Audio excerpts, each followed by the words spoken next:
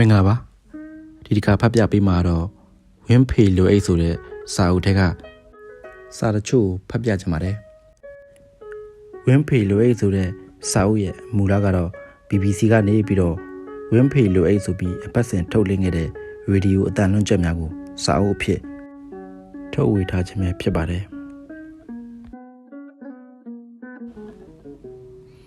တောတာရှင်များခင်ဗျာပြီးခဲ့တဲ့အပတ်ကဒါရိုက်တာမောင်တင်ဦးနဲ့ဝင်းဖေတို့တွေ့ဆုံခဲ့ကြတာတွေကိုအကျဉ်းရုံးတင်ပြခဲ့ပါတယ်။ရုပ်ရှင်နဲ့ပတ်သက်လို့ဝင်းဖေအနေနဲ့မောင်တင်ဦးမောင်ဝနတို့တဲ့စောပြီးတည်ကျွမ်းခဲ့ရသူကတော့ခင်မောင်ရင်ဖြစ်ပါတယ်။ခင်မောင်ရင်နဲ့ဝင်းဖေဟာညီအကိုရင်းတွေလို့ခင်မင်ကြတာမို့ခင်မောင်ရင်လို့ပဲသုံးလိုက်ပါတယ်။သူကထူးချွန်တဲ့ဘီသူကတယောက်ပါပကြီးလည်းရေးပါတယ်။ရန်ကုန်စက်မှုတက္ကသိုလ်ကကျောင်းပြီးတဲ့နောက်ဘင်္ဂလားဒေ့ရှ်နိုင်ငံဒကာမြို့ကိုသွားပြီးဘီတုကပညာအင်ဂျင်နီယာဖြစ်အမှုထမ်းပါတယ်။သူရေးဆွဲခဲ့တဲ့အိမ်ရန်ဒီဇိုင်းတွေဟာအလွန်အောင်မြင်ပြီးလုပ်ငန်းခွင်မှာနာမည်ကောင်းရနေချိန်မှာပဲခင်မောင်ရင်မှာယောဂတစ်မျိုးထပြန်ပါတယ်။ရုပ်ရှင်ရိုက်ချင်တဲ့ယောဂဖြစ်ပါတယ်။ခင်မောင်ရင်ဟာငကိုးကလေးကရုပ်ရှင်ဝါသနာဦးတစ်ယောက်ဖြစ်ပါတယ်။ဒကာမြို့မှာဘင်္ဂလီဒါရိုက်တာကြီးရှော့ဒူဂျီရိုင်းရဲ့ရုပ်ရှင်တွေကိုကြည့်ခွင့်ရသွားပါတယ်ခင်မောင်ရင်ပြန်ပြောပြလို့သိရတာတွေပါဒီတုန်းကကဘာကျော်စာရေးဆရာကြီးဒီဘူတီဘူဆန်ဗနာကြီးရေးတဲ့ Trilogy အပရာဂျစ်တိုရဲ့ပတာပန်ချာလီဆိုတာရဲ့အပူဆန်စာဆိုတာရဲ့အပူဆိုတဲ့လူတစ်ယောက်ရဲ့ဘဝဇလံရုပ်ရှင်သုံးကားကိုခင်မောင်ရင်ကြည့်ခွင့်ရခဲ့တာဖြစ်ပါတယ်အဲ့ဒီဘင်္ဂလီရုပ်ရှင်ဒါရိုက်တာကြီးရှော်ဒူဂျီရိုင်းဟာရာဘင်ဒါနက်ကိုထူထောင်တဲ့ရှန်တိနီကီတန်ကျောင်းစဉ်ဖြစ်ပါတယ်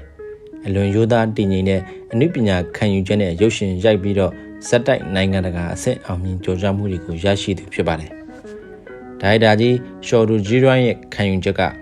အနုပညာတွေဖန်တီးရမှာကိုယ်တကယ်နားလည်သိတာကိုပဲအရိုးသားဆုံးလုပ်ပါဖန်တီးပါတဲ့။အဲဒီလိုလုပ်ရင်အမှားယွင်းအလွန်နဲပါလိမ့်မယ်တဲ့အမှားနဲ့ရင်အလှတရားဆိုတာအလိုလိုရှိလာတာပါပဲတဲ့။ချွင်းချက်မရှိတဲ့အလှကိုဆိုလိုတာပါပဲ။ဒါရိုက်တာကြီးရှော့ဒိုဂျီရိုင်းဟာပကြီးလဲရေးပါတယ်ဒီတော့ခင်မောင်ရင်လည်းယောဂပူထားတော့တာပေါ့မြန်မာပြည်ပြန်ပြီးပကြီးလဲရေးမယ်ရုပ်ရှင်လဲရိုက်မယ်ဆိုပြီးဓာတ်ကာမှာအောင်မြင်နေတဲ့ဘီတုကလုပ်ကိုစွန့်လိုက်ပါတယ်အချိန်က1960အစောပိုင်းနှစ်တွေပါဒီတုန်းကရန်ကုန်မြို့ကန္နာလန်းနဲ့24လမ်းတောင်မှာ Architects Incorporated ဆိုတဲ့ပုဂ္ဂလိကအင်ဂျင်နီယာရုံးခန်းတစ်ခုရှိပါတယ်ပြည်သူ့ကအင်ဂျင်နီယာတွေဖြစ်ကြတဲ့ဦးဘိုကြီးဦးတင်ထွန်းနဲ့ဦးအောင်ကြည်မင်းတို့ပိုင်ပါတယ်ပကြီးပေါ်ဦးတက်နဲ့ဝင်းဖေတို့ကအဲ့ဒီရုံးကမှာဝင်ထွက်ပြီးပကြီးကားတွေရေးနေကြခြင်းဖြစ်ပါတယ်ခင်မောင်ရင်ဒက်ကာကပြန်လာတော့ပေါ်ဦးတက်ဝင်းဖေခင်မောင်ရင်3ယောက်ပေါင်းလောင်းကျော်ဆိုတာလို့ဖြစ်သွားပါတော့တယ်ခင်မောင်ရင်ဟာဘင်္ဂလီဒါရိုက်တာကြီးရှော်ဒူဂျီရန်ကိုဘလောက်များတော့အားကြလိုက်ပါသလဲဆိုတော့ပိုက်ဆံမရှိပဲရုပ်ရှင်ထရိုက်ပါတော့တယ်ရှော်ဒိုဂျီရိုင်းကလည်းပိုက်ဆံမရှိပဲဖြစ်အောင်ရိုက်ခဲ့တာပါပဲတဲ့ခင်မောင်ရင်ရဲ့ပညာခင်မောင်ရင်ရဲ့အည်သွေးဇွဲလုံးလောက်ကိုတိပြီးတော့နားလဲတဲ့ညွတ်မြန်မာရုပ်ရှင်ပိုင်ရှင်ဦးနေဝင်ကသူ့ကုမ္ပဏီကကင်မရာကာကူကာစီကာဆက်အားလုံးအခမဲ့အကူအညီပေးပါတယ်ရုပ်ရှင်ရိုက်ကူးခွင့်တင်ဖို့ဝင်းဖေရဲ့တငယ်ချင်းရုပ်ရှင်ဒါရိုက်တာတက္ကသိုလ်ကိုလေးကကုမ္ပဏီကိုအခမဲ့ငှားရမ်းပါတယ်ရုပ်ရှင်ဝတ္ထုနဲ့ဇာတ်ညွှန်းကိုခင်မောင်ရင်ကိုယ်တိုင်ရေးသားပါတယ်ဘင်္ဂလီဝတ္ထုအပူဆန်စာကိုပဲမှီညမ်းပြီးတော့ဇက်ကားအမိလေးတော့တငယ်ချင်းမုံရွာသားဇော်မြင့်စာရေးဆရာကြီးဇော်ဇော်အောင်ကနှမလက်လျှော့နေလီတော့လို့ပေးပါတယ်ငွေရေးကြေးကိုတော့တငယ်ချင်းတွေအားလုံးဝိုင်းပြီးတော့တင့်တယ်လို့ပေးကြပါတယ်ခင်မောင်ရင်ကပိုက်ဆံမရှိပဲရုပ်ရှင်သာထရိုက်တာဘသူစီကမှပိုက်ဆံတစ်ပြားတစ်ချက်မှလက်ဖြတ်ခံမတောင်းဘူးပါဘူးဘေးကနေကြည့်ပြီးမနေနဲ့ညလို့ဝိုင်းပေးကြရတာပါဝင်tiêuဆောင်ကြသူတွေကလည်းအားလုံးဒီမှာအစ်စ်တွေကြီးပါပဲဆရာမကြီးဂျာနယ်ကျော်မမလေးရဲ့တာကြီးကိုသိန်းနန်ကမင်းသမီးကလည်းအစ်စ်ပဲတိမ်တိမ်ဦးတဲ့အဲ့ဒီအချိန်ကလည်းတွန်နေသိန်းနန်ရဲ့နှမလက်လျှော့တချင်းကလည်းနာမည်ကြီးနေချိန်ဆိုတော့တွန်နေသိန်းနန်ကိုယ်တိုင်တော့လာပြီးစကားပြောပါသေးတယ်ခင်မောင်ရင်ကနိုင်ငံသားကပြန်လာတာဆိုတော့ဘယ်သိမှလဲအဲ့ဒီတချင်းနဲ့သူရုပ်ရှင်နဲ့ဘာမှမဆိုင်ပါဘူးလို့ပြောလိုက်ရတာပေါ့ အဲ့ဒီရုပ်ရှင်ထဲမှာထည့်တဲ့ဇက်ဝင်သချင်းတွေကိုအဆိုတော်မမအေးကအခမဲ့ဆိုပေးရပြန်တာပါပဲဝင်းဖေလည်းတပုတ်ဆိုပေးရပါတယ်ဆိုပေးရတာကိစ္စမရှိပါဘူးဒါရိုက်တာရဲ့ခိုင်းမုံခိုင်းဒီကတိတ်ကျမ်းပါတယ်ရုပ်ရှင်သချင်းသမိုင်းမှာတစ်ခါမှအဲ့ဒီလိုခိုင်းတာမတွေ့ဘူးပါဘူးလို့ညွတ်မြန်မာရုပ်ရှင်ကဝါရင်အတန်ဖန်အင်ဂျင်နီယာဦးဖိုဘီကိုတိုင်ကအော်ချယူရတဲ့အဖြစ်ပါနောက်မှတိချာတင်ပြပါဦးမယ်အဲ့ဒီနှစ်မလက်လျှော့နေလီတော့ဆိုတဲ့ဇာကားဟာအချိန်တင်တော့ရိုက်ကူးပြီးစီးသွားပါတယ်တမာရိုးကြမြန်မာကားတွေနဲ့အတော်ကြီးကိုကွဲပြားခြားနားနေပါတယ်မြန်မာရုပ်ရှင်ကအများစုမှာဇာကားပြောကနေဟာရာခိုင်နှုန်း60အနည်းဆုံးနဲ့80အများဆုံးတော့ရှိတတ်ကြပါတယ်နှစ်မလက်လျှော့နေလီတော့ဇာကားမှာတော့ဇာကားပြောကဟာ20ရာခိုင်နှုန်းလောက်ပဲရှိပါတယ်စကားပြောထက်ရုပ်တွေကိုပြပြီးတရုပ်ဖော်တဲ့နည်းဖြစ်ပါတယ်။ပါဝင်တဲ့ဇက်ကောင်တွေရဲ့အတွင်းစိတ်သဘောမနှောတွေကိုပြည်သက်ကပို့ပြီးစိတ်ဝင်စားစေတဲ့နည်းဖြစ်ပါတယ်တဲ့။အဲ့ဒီဇက်ကားနဲ့ပတ်သက်တဲ့ထူးခြားချက်အကောင်းရောအဆိုးပါဆက်လက်တင်ပြပါမယ်။ကျမ်းမာချမ်းသာကြပါသည်။ကျွန်တော်ဝင်းဖေပါ။သောတာရှင်များခင်ဗျာပြီးခဲ့တဲ့အပတ်ကဒိုင်တာခင်မောင်ရင်ရဲ့နှစ်မလက်လျှော့နေလီတော့ရုပ်ရှင်အကြောင်းဆက်လက်တင်ပြရင်အဲ့ဒီရုပ်ရှင်ထဲမှာဇက်ဝင်သချင်းတစ်ပုဒ်ကိုဝင်းဖေစူပေးခဲ့ရတဲ့အကြောင်းဖော်ပြခဲ့ပါတယ်။တကယ်ချင်းဒိုင်တာခင်မောင်ရင်ကအဲ့ဒီသချင်းဆိုဖို့ဝင်းဖေကိုခိုင်းခဲ့ပုံဟာထူးထူးခြားခြားဖြစ်နေလို့အကျဉ်းတဝင်းထပ်ပြီးတင်ပြပါမယ်။ဝင်းဖေဟာငယ်စဉ်ကတည်းကဖခင်ရဲ့ဆန္ဒအတိုင်းမြမရိုးရာမဟာဂီတတွေကိုစနစ်တကျသင်ယူခဲ့ရပါတယ်။သင်ခဲ့တဲ့အတိုင်းတရားအလျောက်တော်တော်တန်တန်စသားတွေကိုလက်တန်းအလိုက်ထည့်ပြီးတော့ဆိုတတ်ပါတယ်ခင်မောင်ရင်တို့ပေါ်ဦးတတ်တို့နဲ့အတူပကြီးရေးရင်တချင်းတွေကိုလွတ်လွတ်လပ်လပ်ဟစ်အောင်တီဆိုကြလိရှိပါတယ်ပေါ်ဦးသက်ဆိုတာကလည်းမန္တလေးမြို့မအတင်းကြီးရဲ့ထိတ်တန်းဂီတစာဆိုကြီးမြို့မငင်းရဲ့တားသက်မှတ်မဟုတ်လားဘယ်ခေလိမ့်မှာတော့ပကြီးရေးရင်မန္တာလီတို့လူချွန်လူကောင်းတို့နှစ်ပိတ်တခွဲတို့ဆိုတဲ့တချင်းတွေတကြောကြောဆိုတတ်ပါတယ်ပေါ်ဦးကအနောက်တိုင်းဒုတိယဖြစ်တဲ့ trumpet ကိုလည်းကမ္ဘာအသင်ဂီတနဲ့စနစ်တကျသင်ခဲ့သူဖြစ်ပါတယ်ခင်မောင်ရင်ကဘာဒုတိယပစ္စည်းမှမတီးတဲ့မမှုတ်တက်ပေမဲ့အနောက်တိုင်းဂန္ဓဝင်ဂီတတွေကိုအလွန်ကြိုက်နှစ်သက်ပါတယ်သူ့မှာအဲ့ဒီအနောက်တိုင်းဂန္ဓဝင်ဂီတဓာတ်ပြားတွေနဲ့ဓာတ်ဆက်မရှိရင်အသက်မရှင်နိုင်တယ်လို့မနေတဲ့မထိုင်တဲ့ဖြစ်ပါတယ်မနက်မိုးလင်းတာနဲ့ခင်မောင်ရင်အိတ်တဲ့ချင်တော်တွေကလက်တစ်ဖက်သာထွက်လာပြီးတော့ဓာတ်ဆက်ကလုတ်ကိုဖွင့်လိုက်တာပါပဲလူကတော့နောက်တစ်နိုင်လောက်နေမှအိယာကထတတ်ပါတယ်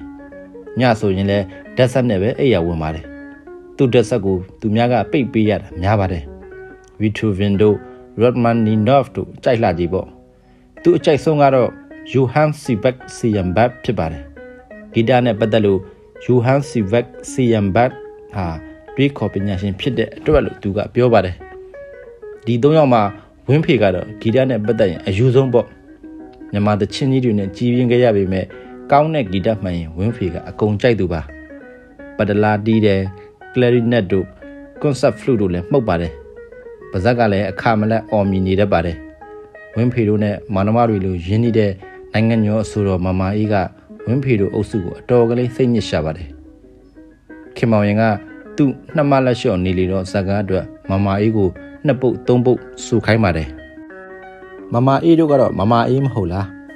ညာဘက်တောင်မသုံးပါဘူးဘယ်ဘက်ဖနှောင်းနဲ့ပေါက်လိုက်တာပါပဲဝင်းဖေအတွက်တော့မလွယ်ပါဘူးခင်မောင်ရင်ကဝင်းဖေကိုညွန့်မြန်မာရုပ်ရှင်ချန်ကြီးတဲ့အတန်သွင်းစတူဒီယိုလာဖို့ခေါ်လိုက်ပါတယ်ဟိုရောက်တော့ရုပ်ရှင်ပြဇာတ်နဲ့9မိနစ်စာလောက်ရှိတဲ့ကောင်ကလေးနဲ့ကောင်မလေးမင်္ဂလာဦးညအိတ်ခမ်းထဲမှာနှစ်ယောက်သားရှိုးတိုးရှက်နဲ့ဖြစ်နေကြတဲ့အခန်းကိုပြပါတယ်9မိနစ်ဆိုတာတော်တော်ကြာပါတယ်အဲ့ဒီ9မိနစ်စာသချင်းဆိုပေးရမယ်တဲ့တဘောကမြစ်ထဲမှာရှိတဲ့တန်ငါလှီပေါ်ကနေတန်ငါတွေကတချင်းဆိုတာကိုမင်္ဂလာဦးညအခန်းထဲကနေလှမ်းပြီးတော့ကြားနေရတဲ့သဘောတဲ့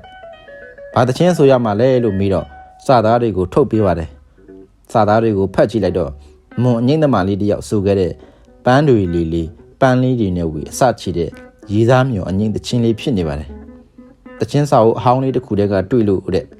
ကြိုက်လို့ကူးလာတာလို့ပြောပါတယ်အလိုက်ကဘယ်လိုလဲဆိုတော့မသိဘူးတဲ့ကိုယ့်ဟာကိုဖြစ်အောင်ဆိုးတဲ့သူရိုက်ထားတဲ့9မိနစ်ရှိတဲ့အရုပ်တွေကိုကြည့်ပြီးဆိုရမှာတဲ့9မိနစ်ပြည့်ကနီးတော့ကိုယ့်ဟာကိုတင့်တယ်လို့ရက်လိုက်တယ်ဘာတီဝိုင်းအကူမှလည်းမပါပါဘူးအဲ့ဒီမှာဝင်းဖေတို့နဲ့ငကိုကလေးကအလွန်ရင်းနှီးပြီးသားဖြစ်တဲ့အတန်ဖန်းအင်ဂျင်နီယာ ဥဖိုးဘီကဝင်ပြီးတော့ခင်မောင်ရင်ကိုပြောပါတယ်အလိုက်ကလည်းဘာမှမသိဘာတီဝိုင်းအကူမှလည်းမပါပဲဘာမှလုပ်လို့ရမှာမဟုတ်ဘူးလို့ပြောပါတယ်ခင်မောင်ရင်ကလည်းဝင်းဖေဆိုတဲ့ကောင်ဟာဒီလိုပဲစာသားတွေကိုတွေ့ကြရဲ့အလိုက်တွေလက်တန်းထည့်ပြီးတော့ဆိုတတ်တဲ့အကြောင်းသူလိုချင်တာကအဲ့လိုဟာမျိုးဖြစ်ကြောင်းဇွတ်ပြောပါတယ်ဝင်းဖေက9မိနစ်လောက်ကြာအောင်ဆိုလို့မရနိုင်ဘူးလို့ပြောတော့ခင်မောင်ရင်ကအချိန်လိုနေရင်ဂျားထဲမှာဗဇက်တီးလုံးထွက်လိုက်ပေါ့တဲ့ကဲမလွယ်ဘူးလားဗျာဝင်းဖေဟာသူပြောသလိုမဖြစ်ဖြစ်အောင်လုပ်ပေးခဲ့ရပါတယ်လုပ်မပေးရင်လည်းမပေးပေးအောင်ဇွတ်ပြောနေမဲ့ကောင်မဟုတ်လားဝင်းဖေကဗဇက်ထဲရှိရာတွေကိုလက်တန်းဆိုတာဆိုတော့နှစ်ခါပြန်ဆိုပြလို့ရတာမျိုးမဟုတ်ပါဘူးဘာပဲဖြစ်ဖြစ်ရိုက်ထားတဲ့အယုတ်တွေနဲ့တွဲပြီးတော့ပြကြည့်လိုက်တော့လိုက်ရောညီတွေရှိနေကြတာကိုတွေ့ရပါတယ်အတွေ့အကြုံတိတ်များတဲ့ဥဖိုဗီတယောက်ကတော့ဒါရိုက်တာခင်မောင်ရင်ရဲ့မရမကရဲဆက်ဆက်ခိုင်းတာကိုအချင်းချင်းအောချနေရှာပါတော့တယ်ဝင်းဖေရဲ့ရုပ်ရှင်ဒါရိုက်တာတက်တန်းတစ်လျှောက်လုံးမတောင်အဲ့ဒီလောက်မကြမ်းခဲ့မယမ်းခဲ့ဘူးပါဘူး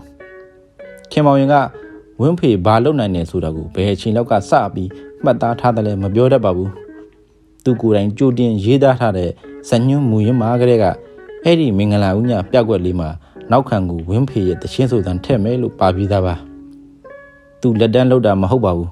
ဘာတီးလုံးမှမပါပဲဝင်းဖေတခြင်းဆိုနေတာကိုခင်မောင်ရင်အတော်ကြိုက်ခဲ့ဖို့ရပါတယ်